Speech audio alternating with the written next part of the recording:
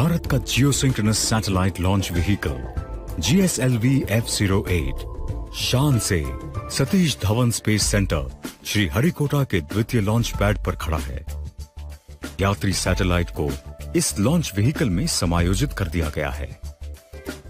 GSLV एक 3 चरणों वाला लॉन्च व्हीकल है जिसे 2 टन वर्ग वाले सैटेलाइट्स को जियोसिंक्रोनस ट्रांसफर ऑर्बिट में लॉन्च करने के लिए बनाया गया है।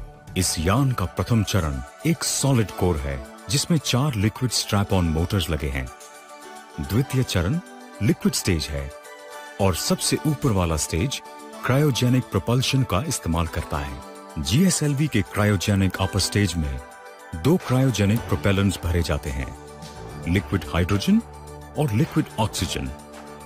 इन दोनों ईंधनों को 2 अलग अलग टंकियों में रखा जाता है। लिक्विड ऑक्सीजन यानी LOX ऑक्सीडाइजर है और इसे -183 डिग्री सेल्सियस पर संग्रहित किया जाता है। लिक्विड हाइड्रोजन यानी LH2 को -253 डिग्री सेल्सियस पर संग्रहित किया जाता है। GSLV F08 GSLV की 12वीं और स्वदेशी क्रायोजेनिक अपर स्टेज के साथ 6वीं उड़ान है।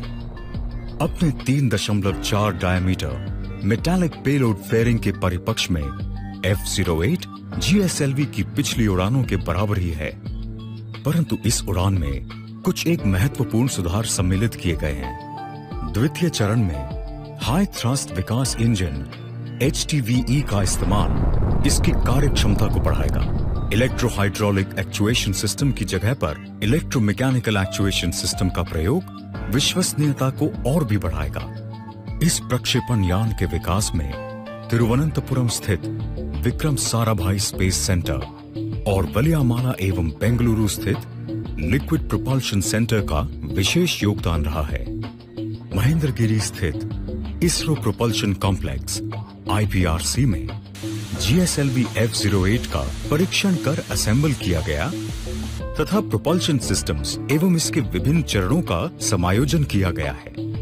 इसरो के लॉन्च व्हीकल्स के सभी स्टेजेस एवं इंजन से संबंधित परीक्षण यहां किए गए। तिरुवनंतपुरम में स्थित ISRO inertial systems unit IISU ने लॉन्च व्हीकल्स के लिए इनर्शियल सेंसर्स एवं सिस्टम्स की डिजाइन तैयार कर उनकी गुणवत्ता की जांच की। आइए अब हम एक लॉन्च में होने वाली घटनाओं की विभिन्न श्रृंखलाओं की जानकारी देते हैं। इस मिशन में GSLV का प्रक्षेपण द्वितीय लॉन्च पैड से किया जाएगा। इस लॉन्च पैड का विकास PSLV, GSLV Mark II एवं Mark III को समायोजित करने के लिए किया गया था। यहाँ पर लॉन्च व्हीकल को एक मोबाइल लॉन्च पेडेस्टल एवं व्हीकल असेंबली बिल्डिंग अर्थात VAB पर असेंबल एवं परीक्षित किया जाता है। तत्पश्चात इसे रेल्स के द्वारा लॉन्च पैड पर ले जाया जाता है। इस तरीके से पैड का कम से कम इस्तेमाल होता है और किसी आपदा की परिस्थिति जैसे कि चक्रवात या कोई अन्य व्हीकल को VAB तक पहुंचने में मदद मिलती है। इस 83 मीटर ऊंचे, 40 मीटर लंबे और 32 मीटर चौड़े व्हीकल असेंबली बिल्डिंग VAB में 6 सेट्स फोल्डेबल कम वर्टिकली रिपोजिशनेबल एक्सेस प्लेटफॉर्म, एक क्लीन रूम और लोड हैंडलिंग के लिए 2 क्रेन हैं। 1 किलोमीटर लंबे रेल ट्रैक्स VAB और लॉन्च पैड को जोड़ते हैं। लॉन्च पैड पर 70 मीटर ऊंचा अम्बिलिकल टावर है। 3 वर्टिकली रिपोजिशनेबल एवं स्विवलिंग एक्सेस आर्म्स लॉन्च व्हीकल से संपर्क बनाए रखते हैं। मोबाइल लॉन्च पेडेस्टल MLP जिसके ऊपर वाहन को एकीकृत किया जाता है, वो 16 पहियों वाली बोगी है जिसमें 4 जैक्स लगे हैं। ये लॉन्च पेडेस्टल को उठा लेगी और रेल पटरियों पर से टावर तक ले जाएगी। इंजीनियरिंग टीम्स वाहन के इंटीग्रेशन के दौरान लगातार कार्यरत रहती हैं। जैसे लॉन्च की तारीख नजदीक आती है, सतर्कता और उत्सुकता स्पष्ट महसूस होती है। जैसे जैसे रॉकेट के चरणों को एक के ऊपर एक रखा जाता है, वैसे वैसे उत्तेजना का दर भी उसी अनुपात में बढ़ता है।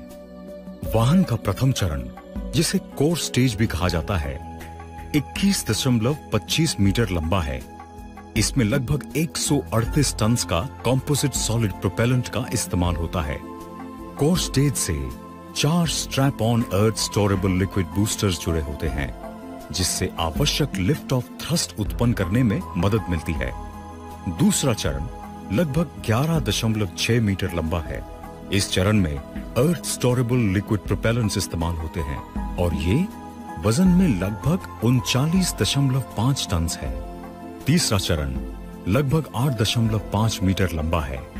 इसमें लगभग 12.8 टन क्रायोजेनिक प्रोपेलेंट्स का इस्तेमाल होता है।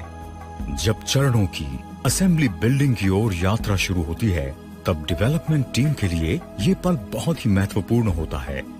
फ्लैग ऑफ के दौरान हमेशा हर्ष एवं शाबाशी देने का समय होता है। वो पल आ गया है जब मोबाइल लॉन्च पेडेस्टल पर पूरी तरह से एकीकृत GSLV F08 वाहन व्हीकल असेंबली बिल्डिंग से दूर जाते हुए अम्बिलिकल टावर की तरफ प्रस्थान करेगा। अम्बिलिकल टावर के माध्यम से अंतिम रिमोट चेकआउट और ईंधन भरने के कार्य के बाद वाहन का लिफ्ट ऑफ होगा।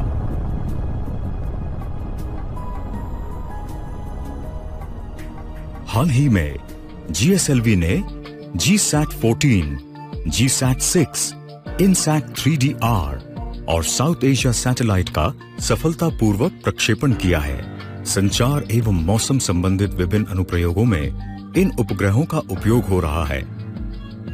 इस मिशन में GSLV GSAT-6A संचार उपग्रह का प्रक्षेपण करेगा। ये उपग्रह GSAT-6 जो पहले से कक्षा में स्थित है, उसके द्वारा दी जा रही सेवाओं के लिए पूरक रहेगा। उपग्रह से होने वाले 2-वे हाई पावर S-बैंड ट्रांसमिशन के लिए GSAT-6A टेक्नोलॉजी डेमोन्स्ट्रेटर रहेगा।